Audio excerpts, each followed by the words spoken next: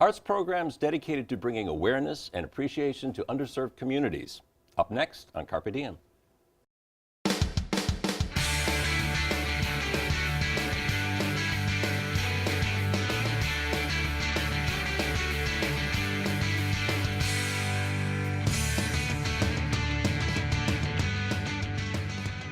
Hello and welcome to Carpe Diem. I'm Dan Gurskis, Dean of the College of the Arts here at Montclair State University.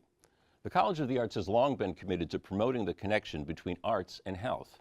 Our initiatives have linked us to collaborating partners from across New Jersey, all on the same journey, to develop and advance programs that unite the arts and health in an effort to support wellness and healing and to bring awareness to community needs. Today I'm pleased to welcome some of those community partners.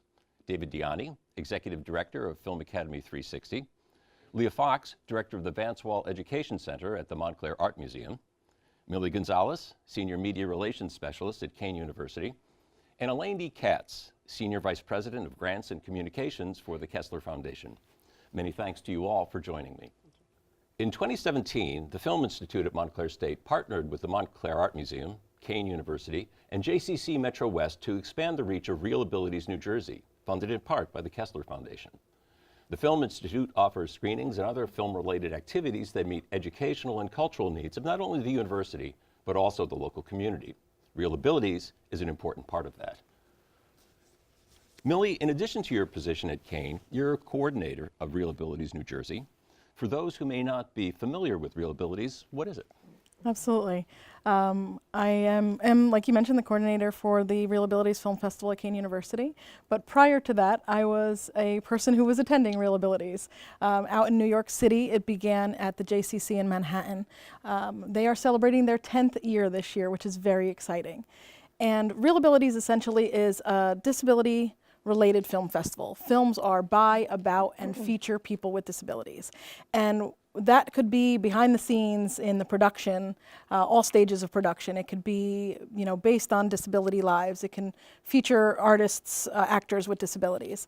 So it really just is a way to amplify the voices of people with disabilities and to challenge stereotypes, challenge perceptions that people may have of people with disabilities. It's a way to take films that are not intended to be inspirational. They're intended to be authentic portrayals of disability. That could be happy, happy, sad, haunting, terrifying, funny. It could be all sorts of things. As our lives are diverse, so are the films. And what can we expect this year to see in terms of the programming for the film festival? Every film has a wonderful story behind it. There is a combination of shorts, feature stories, feature films rather, and documentaries. And each one tells a wonderful story of disability lives. Sometimes, and mostly, not just surrounding disability, not just about disability, just featuring people with disability in these different venues. So we cover topics like love and relationships, sports and athletics, the disability rights movement. There's a great film called Defiant Lives that is coming this year in 2018. Really fascinating films that again, amplify the voices and show people with disabilities in all their multiple wonderful layers that they are, aside from disability. Elaine, the Kessler Foundation is a funder of the ReelAbilities. How did that relationship develop? Actually, we were asked by Fran Prezant, who was on the national board and related to Manhattan JCC, if we would bring this wonderful festival to New Jersey. And we went on our role in improving quality of life for people with disabilities, felt this was really important, a part of our mission, as Millie said, to show people really as they are, that people with disabilities are a diverse population, so we're happy to sponsor the festival. Well, this really is a community effort. So, Leah, I have to ask you, why is it important for the Montclair Art Museum to participate in ReelAbilities?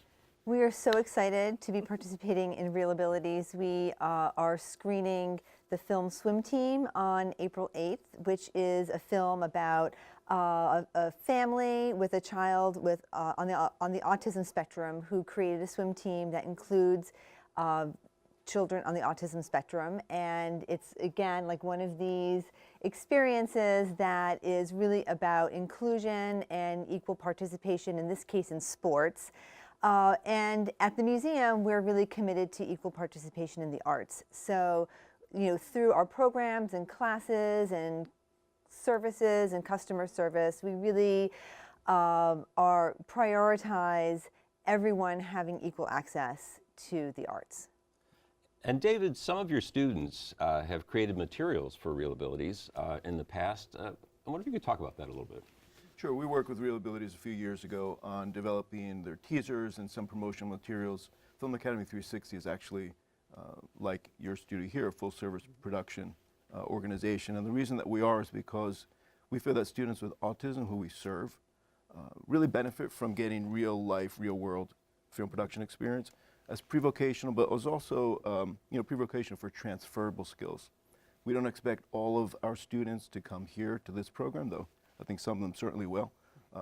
But regardless, the way that digital media has developed, there's so many transferable skills in terms of soft skills, just working in a group and collaborating, and tech skills that are computer-based or other digital based that is transferable to so many things.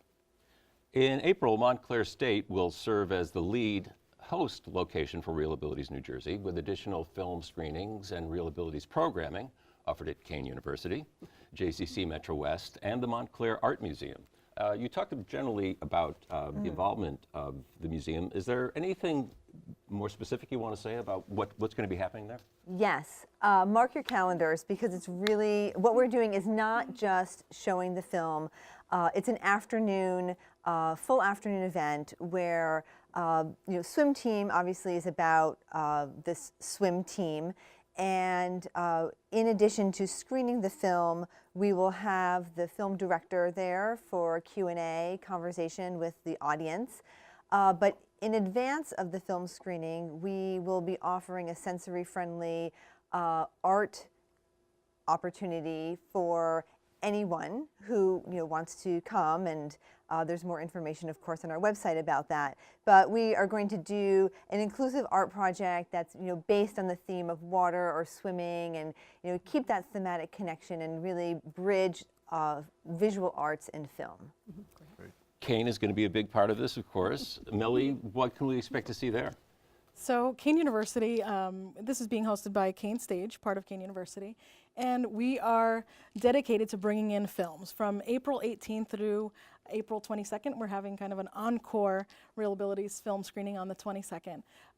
We are showing films, usually one or two short films, plus a feature or a documentary, a full-length feature or documentary.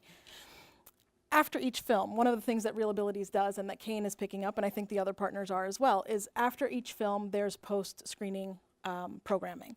And Kean University is dedicated to making sure that people with disabilities are not only involved in those films, but involved in all of that post-film screening programming.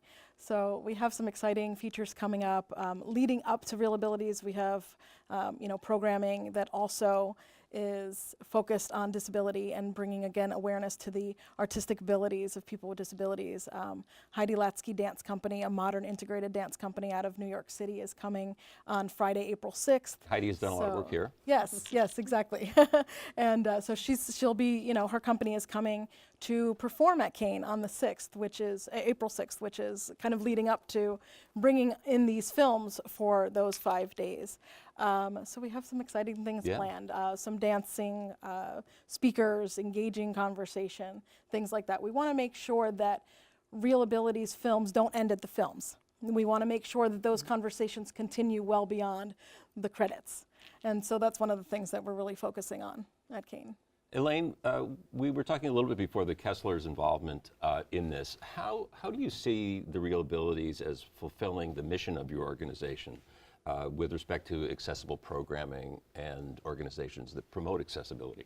I think it's really important to show, as I mentioned before, that this is a diverse population, that the stories and the tales are done about people with disabilities and by people with disabilities, because it's important to show the capabilities of everybody, that everybody has abilities, and that, you know, our focus, besides the arts and culture in this grant, which is from our special initiative grants, we focus on employment. So, you know, we've been involved in initiatives that help people get employed in the film industry, as well as other industries. So it's important to us to highlight the abilities to have, as Millie said, the post discussions, so that people can process the information they've seen. Most people know somebody with a disability, but may not know that they want to live, love, and learn and play in the community like everybody else. Their lives are just like everybody else. And as a parent who raised 2 children with a disability, you know, I know my kids wanted to live and work just like everybody else and be seen as everybody else in the community, not as being different. Well, I can certainly say from our experience here last year that we had some really great events following and connected to the films, and it really enriched it. I'm wondering, Millie, beyond ReelAbilities, as far as Kean is concerned as an institution, is there another commitment or a greater commitment to accessible programming? Absolutely. So Kean University, as an educational institution, really focuses on providing affordable and accessible education to all students. And with that, Kean Stage is an extension of that, and Kean Stage is the one that's bringing in ReelAbilities this year. So the goal of Kean Stage is to make sure that every patron that comes into our theater space, our spaces on campus, have an exceptional experience. So whatever it takes to make somebody have an exceptional experience is what we're doing.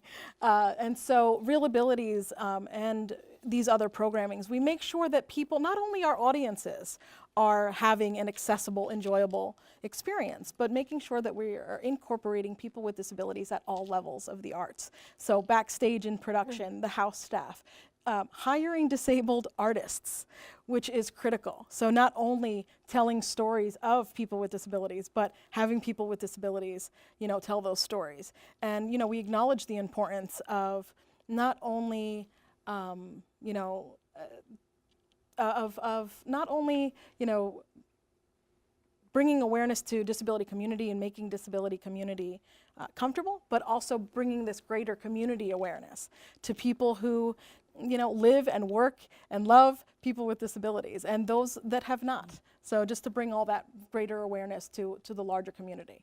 And while we're on the subject of creating, David, in Film Academy 360,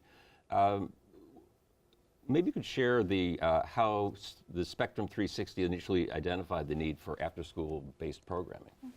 Well, I mean, yes, our students don't have access, you know, as everyone here has kind of alluded to the same types of programs that typical kids in general ed would have access to. You know, some of that is funding and some of it is just because special ed can be a little bit more challenging to present those. We saw the need for after school, but we also saw an opportunity specifically in this kind of visual digital media with, you know, the large part of our population being on the autism spectrum. Reason being that people with autism tend to have a high level of visual acuity, and we saw that they were very capable in this area. So 2 things were happening.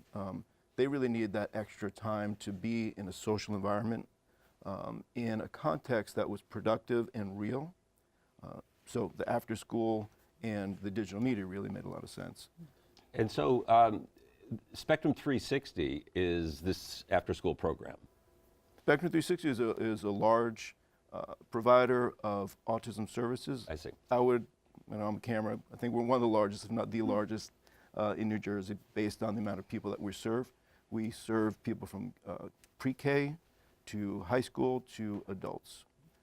And, you know, the spectrum being a spectrum, we're serving very different people with very different needs. You know, I think everyone's alluded to the idea of a disability as kind of like a container. You know, autism is definitely a container, but doesn't really describe well what that means, right? So we say you meet one person with autism, you've met one person with autism. Right. You know, it's true with the rest of the larger community.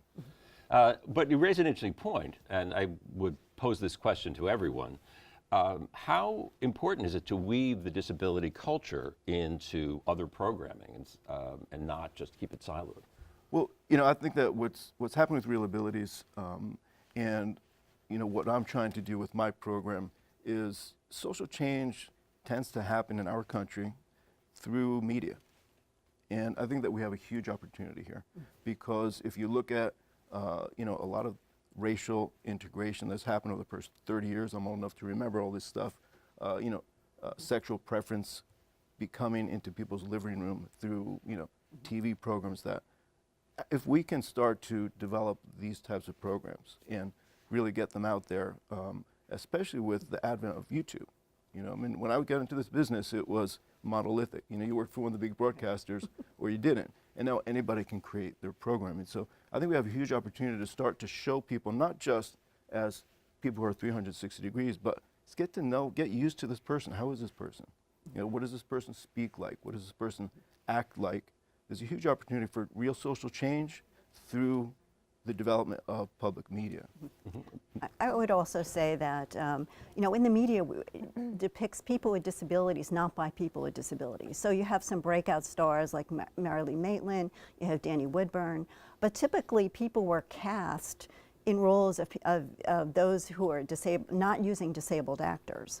So now you see Born This Way, a program on cable, which is a live show about lives of young adults with Down syndrome.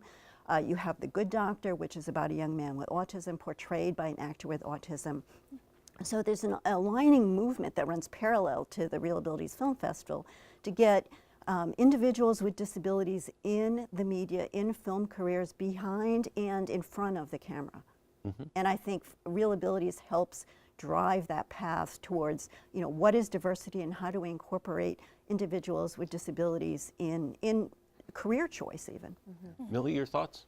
Yeah, I agree with Elaine. I mean, we need to really look at the numbers. Approximately 20% of the American population is disabled, yet we are really highly underrepresented in media and film. The Rudderman Foundation says that approximately 5% of characters with disabilities are played by actors with disabilities.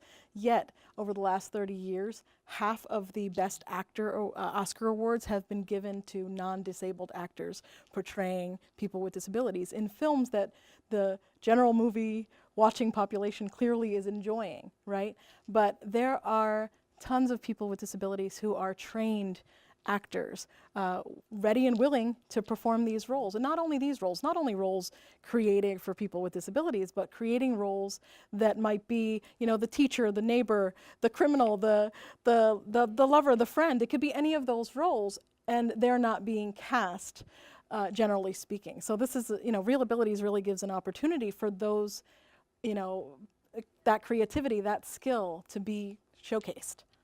And Leah, at the museum, are you seeing disability culture being woven into other programming? Absolutely. You know, you beat me to it in terms of the 20% statistic, and you know, I guess one comment that I want to make about that is that, you know, particularly the visual arts just really lends itself to success for anyone. There's really no wrong way for someone to have an art experience. And if we think about that and think about a commitment to providing successful experiences for everyone at the museum, you know, I think we all have experienced, you know, ourselves that when something is created with disability in mind, it creates a better experience for everyone. So whether that's through an exhibition or through a program, so some ways that we'll be seeing that happening, or we do see that happening right now at the museum, is through our Creative Aging program, which is funded through Partners for Health and other community partners, where we have you know, programs for people with Alzheimer's and dementia with their care partners having an equal experience in the galleries or in our studios. We're really excited to be launching a new partnership this summer as part of our summer art programming called Art in Motion, and that's in conjunction with the Inclusive Movement Center at the new Cornerstone Montclair in Upper Montclair. That is a combination of inclusive movement activities and art based on motion. So, you know, it's certainly thinking about people with all different types of needs and interests. You know, the child who has a lot of energy to get out, but also, you know, anyone who wants to have kind of an interdisciplinary physical experience, but connected to art. Interesting. Well, back here on campus and at Kean, there's a lot going on with respect to these sorts of activities, obviously ReelAbilities. Elaine, when it comes to arts and health more broadly, how important is a collaboration with universities and then beyond that other community organizations? Well, through our grant-making program, we collaborate a lot with universities and government and, of course, local community organizations. And in New Jersey especially, we have our special initiative grants, which focus on arts, culture, sports, recreation. So we do have a lot of collaborative in the arts. And, you know, arts add that color to our lives that give us that full feeling and appreciation, learning about the human dynamic and help us to interact with others. So it's very important to have that dimension in art in our lives. And I think everybody's mentioned that when it comes to disability as well, to show the diversity. So, you know, working with Montclair State has been a joy as far as hosting. I know a couple of years ago when we had the film festival here, and last year, I mean, the number of students who are involved is really important because these students are going to be the future supervisors, the employers, managers, and to see and let them expand their minds of what people with disabilities can do will really affect the rest of their lives. Absolutely. Art and health is important here. We have a graduate certificate in arts and health, and we're trying to link those together. And we also have a great partnership with the Montclair Art Museum. I'm wondering, Leah, if you could talk a little bit about some of the arts and health programming more broadly that's going on at the museum.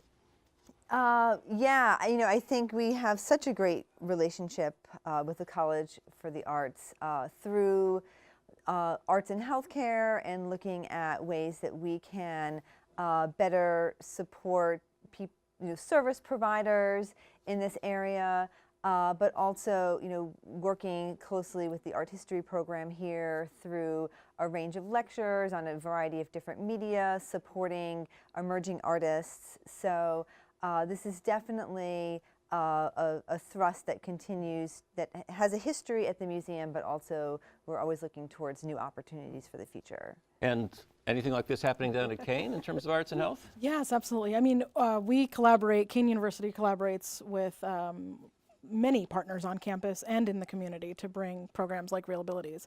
But we have our occupational therapy program, we have a physician assistant program, you know, we have just programs, even our Human Rights Institute. So we're putting in, you know, not just art and health, but just really filling in the gap of all people that are interested in humans, right? So that's really what we focus on.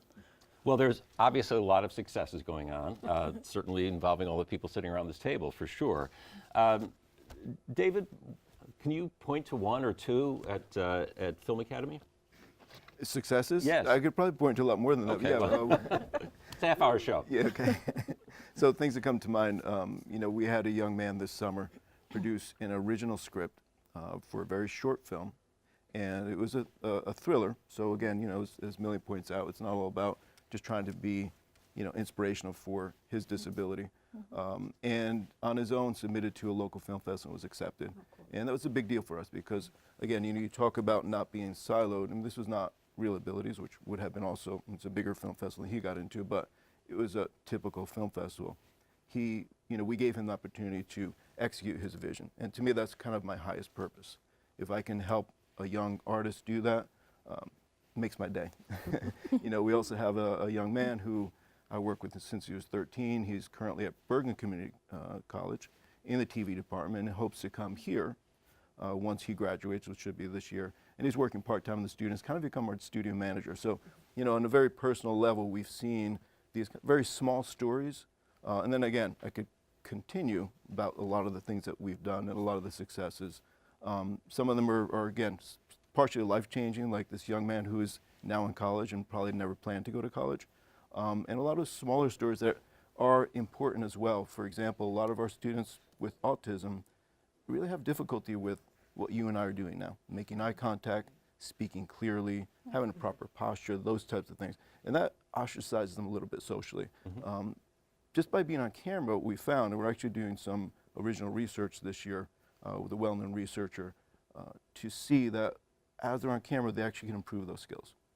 they can actually get better at that. So, we're touching these students on so many levels in terms of social collaboration, in terms of the first time that they're having a friend around a project, because they're not siloed out, they're coming together to building skills, both social, soft skills, and career ed skills that, I feel very satisfied. Well, as you should. A question I'll pose to everyone. What do you see as still needed to create a more inclusive, accessible environment, not just for young people, but for really people of all ages? Millie? My mind goes really immediately to, first of all, legislation.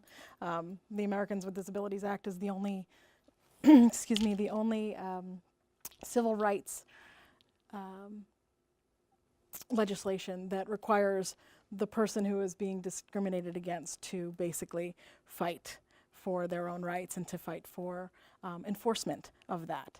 And so I think, and just last week we had HR 620, which is the Education and Reform Act of 2017, which really would actually make that even harder for people with disabilities. It would put the onus on people with disabilities to prove that somebody is, that they're being discriminated against, that they don't have access to a particular public space.